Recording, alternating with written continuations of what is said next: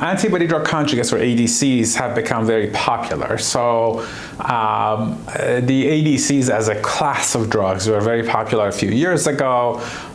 Many of them had some reasonable activity, but they had side effects. I think, again, as the technology has evolved, we now have newer classes of ADCs that, again, seem to have reduced the amount of toxicities we're getting with a corresponding improvement in some of the responses. So we like antibody-drug conjugates. So the premise here is that you identify a tumor antigen and make a drug that binds a tumor antigen. That antibody carries a toxin payload that gets inside the cancer cell, releases it, and causes cancer cell death. It's a very interesting mechanism of action. So delivering chemo right at the site of the tumor.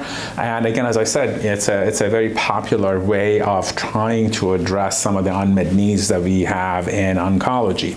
There are many antibody-drug conjugates in clinical development in the world of lung cancer, and all have been able to produce, again, relatively early but very good promising data. So what we discuss are potentials of improving the clinical efficacy, reducing toxicity, and also looking at the antibody-drug conjugates that we have now with the clinical data that we have. And again, trying to decide with our colleagues what setting and how best to use these drugs, and also, again, can these drugs be combined with other active agents in a safe and effective way to sort of move the field forward. So the idea would be to have that discussion with everybody in terms of, well, you know, the toxicities are known, the clinical activity is known, we know the tumor antigen, so patient selection is possible, so that this way we give these drugs to patients who can benefit from it the most, and, you know, obviously